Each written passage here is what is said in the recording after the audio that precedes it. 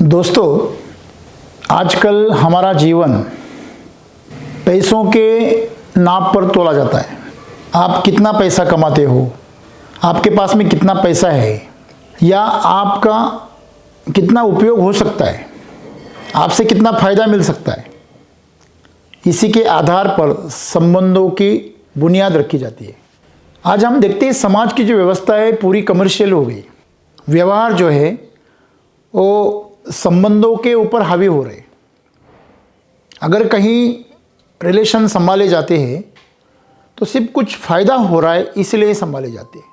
जैसे कोई चीज़ का मूल्य उसके उपयोगिता के अनुसार होता है, उसी तरह आज इंसान को भी नापा जाता है। ये सोच इतनी प्रभावित हो रही है और समाज को इतना प्रभावित कर रही है कि अपने परिवार के सदस्यों को भी उनके उपयोगिता के आधार पर तोला जाता है। जो घर में कमाई करता है, जो कमा के लाता है, उसकी इज्जत रहती है, और जब वो कमाने लायक नहीं रहता तो धीरे धीरे उसका घर से मूल्य खत्म हो जाता है। आज हम देख सकते हैं कि हमारे घरों से जो बुजुर्ग लोग हैं, जो बूढ़े हो गए, वो कमा नहीं सकते, जिनको कोई पेंशन नहीं है, वो हमारे लिए टेंशन बन गए और उनको वृद्धाश्रम का रास्ता दिखाया जाता है। दोस्तों, 40-50 साल पहले के अगर हम दिन याद करें तो उस ज़माने में बड़े बुजुर्ग लोग आदरणीय, वंदनीय माने जाते थे। उनकी सलाह सब मानते थे, उनकी राय महत्वपूर्ण मानी जाती थी, उनके जीवन के अनुभवों को एक वजूद था। संस्कार हो, संस्कृति हो, या कुछ बड़े निर्णय लेने हो तो इन अनुभवी बुजुर्गों को याद किया जाता था। लेकिन आज समाज व्यवस्था पूरी बदल गई है। पुराने ज़माने में गांव हो, मोहल्ला हो या गली हो, अगर कोई बुजुर्ग सामने से आए तो बच्चे, महिलाएं उनको आदर देती थी। आज उनको ताने मारे जाते हैं। मतलब एक जो उपयोग की चीज़ नहीं है वो खिलौना बन गए। तो समाज की ये जो व्यवस्था बन रही है, इस व्यवस्था से सुविधाएं आ रही है, ऐशो आराम आ रहा है, पैसे आ रहे हैं, लेकिन जीवन लोग गंवा रहे हैं। जीवन में जो आनंद है, जो प्रेम है, जो संवेदनाएं हैं, वो ख़त्म हो रही है। तो एक तरह से जो मनुष्य जो है वो मशीन की तरफ प्रवास कर रहा है। दोस्तों, आज मनुष्य की हालत ऐसी हो गई है कि अगर उससे फ़ायदा मिलना बंद हो गया तो उसे जानवर की तरह, वस्तुओं की तरह उसको धिक्कारा जाता है, उसको फेंक दिया जाता है कचरे की तरह। जो बड़ी बड़ी कंपनियां हैं, अभी मंदी के कारण जब वो घाटे में चलती है तो 10-20 साल जो लोग अपनी पूरी जीवन को दांव पे लगा के उस कंपनियों को चलाते हैं, वो कंपनियां उनको एक झटके से निकाल देती है। ये भी नहीं सोचती कि उनका क्या होगा। तो दोस्तों, ये सब जो स्थितियां हैं ये ऐसे बन रही है कि आदमी भौतिकता की तरफ जा रहा है, जबकि उसको आत्मीयता की तरफ जाना चाहिए। तो सद्गुरु हमें आज संदेश से यही बता रहे हैं कि हमें किसी भी इंसान की जो उपयोगिता है उसके हिसाब से उसकी परिभाषा नहीं करनी चाहिए। उससे कितना फ़ायदा मिल सकता है, इस आधार पर जब हम किसी भी इंसान की परिभाषा करेंगे तो हम इस दुनिया से इंसानियत को निकाल देंगे।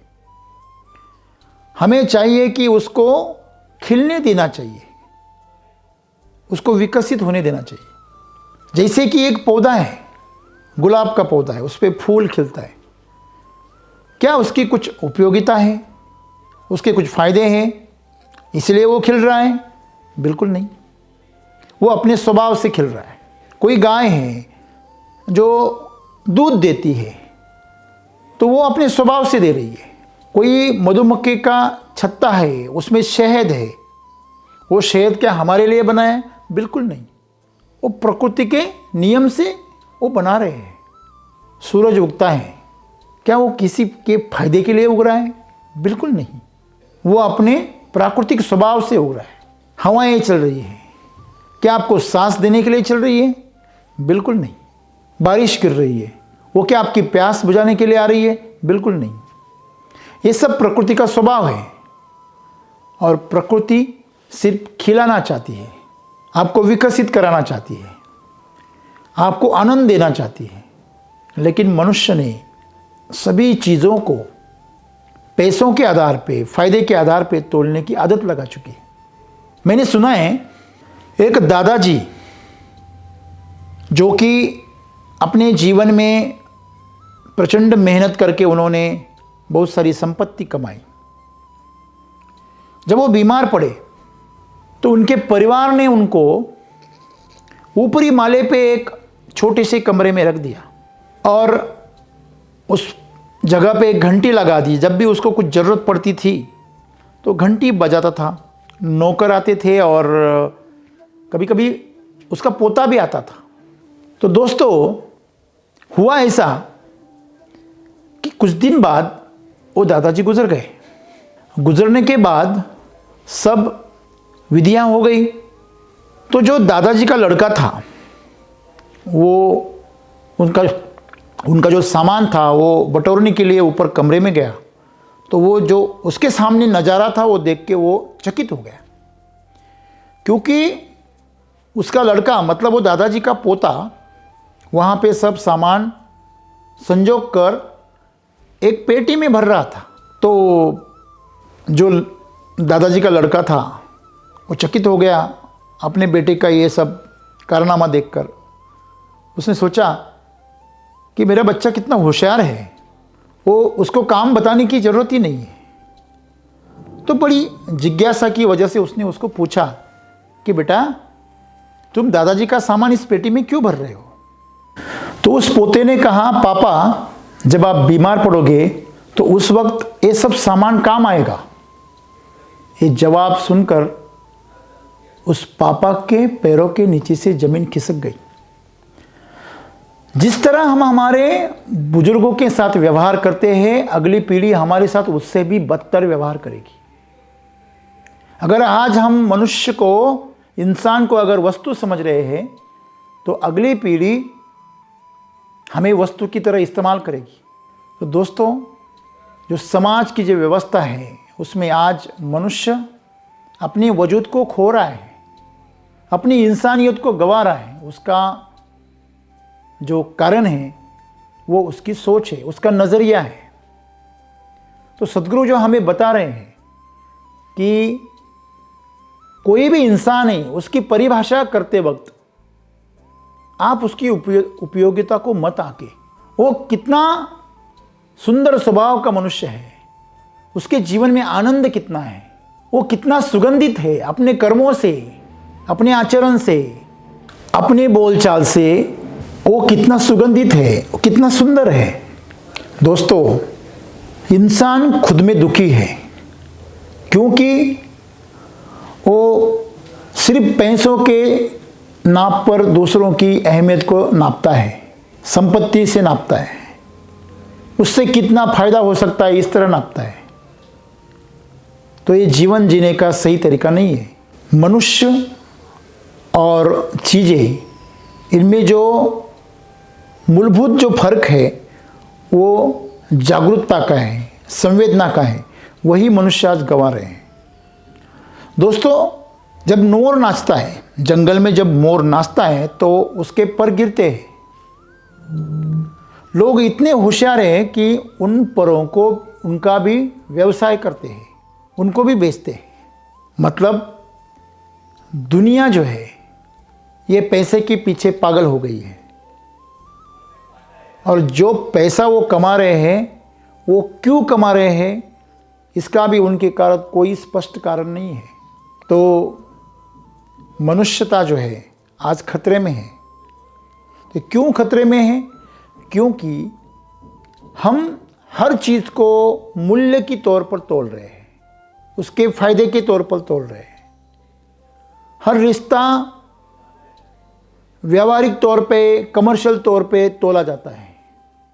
हर मनुष्य को दूसरे से कुछ अपेक्षाएं हैं, और जो अपेक्षाओं पे आधार पर जो भी संबंध है, जो भी समाज है की रचना है, ये सब खतरे में है। जब अपेक्षा नहीं रहेंगी तो संबंध भी नहीं रहेंगे। तो मनुष्य का जो होना है वो एक प्राकृतिक होना जरूरी है, वो अपने आप में विकसित होना जरूरी है, अपने आप में खिलना जरूरी है। ये अगर हर कोई अगर जान ले तो जीवन सुंदर हो जाएगा। एक किसान है, वो कुछ कमाने के लिए खेती कर रहा है। पुराना किसान जीने के लिए खेती करता था, वो आनंदी था, प्रेम था, तृप्ति थी। आज ना तो तृप्ति है, ना आज कोई शक्ति है, ना आज कोई भक्ति है। सिर्फ हर तरफ व्यवहार है, हर तरफ पैसा है, हर तरफ तौल है, नाप है। और इस नाप तौल में मुनाफा, दूसरे का फ़ायदा लेना, इन चीज़ों की वजह से मनुष्य अशांत हो गया, वो आनंद खो गया, प्रेम खो गया। तो दोस्तों, अगर हमें एक सुंदर जीवन जीना है, आनंदी जीवन जीना है, तो हमें इस फायदे और तोटे के हिसाब से बाहर आना पड़ेगा और मनुष्य को मनुष्य की तरह देखने की आदत लगानी होगी। एक नज़रिया विकसित करना पड़ेगा जिसके कारण हम वापिस एक सुंदर सा स्वर्ग बना सके। किसान अगर मिट्टी से प्यार करने लगे, अगर वो फसलों से प्यार करने लगे, तो वो मिट्टी को सुपीक करना चाहेगा, वो फसलों को पोषित करना चाहेगा।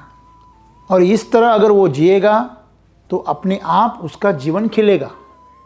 लेकिन वो चाहता है फसल उसे पैसा दे, मुनाफा दे। अगर फसल अगर उसको फ़ायदा नहीं दे रही है तो उसके ऊपर वो मशीनरी चला देता है, रोटावेटर चला देता है, उसको मार देता है। मतलब हर चीज़ का मूल्य हो रहा है, और इस मूल्य के बाजार में मनुष्य ने इंसानियत खो दी है। हम चाहते हैं कि मनुष्य अपनी संवेदनशीलता वापस लाए, मिट्टी को जीवंत बनाए, फसलों को तंदुरुस्त बनाए और अपना जीवन जो है वो आनंद से भर दे। अगर जीवन से आनंद चला गया, शांति चली गई, तृप्ति चली गई, संवेदनशीलता चली गई, तो यंत्र में और मनुष्य में कोई फर्क नहीं रहेगा।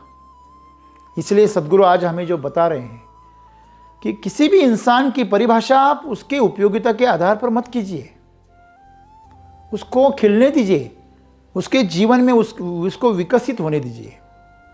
हर माँ बाप चाहते हैं उनका बच्चा कुछ कमाए, उनका बच्चा कुछ सीखे, कुछ बढ़िया कोर्स करे, कुछ बड़े ओहदे पर चला जाए, उसकी अच्छी सैलरी हो, उसका अच्छा एक पद हो। तो दोस्तों, ये जीवन जो है मनुष्य ने पूरा व्यवहारिक बना दिया, कुछ कमर्शियल बना दिया। तो इस व्यावसायिक सोच ने मनुष्य की जो परिवार है वो घर ना रहकर बाजार बन गए। ये जो नया तरीका जीने का इंसान ने ईजाद किया है, ये एक दिन उसको बर्बाद करके रख देगा।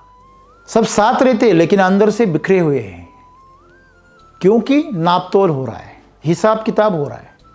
तो दोस्तों, आइए इस हिसाब किताब से बाहर आइए, वापिस अपने संबंधों की नींव प्रेम और आदर को कीजिए और सभी आनंद से जिए। धन्यवाद।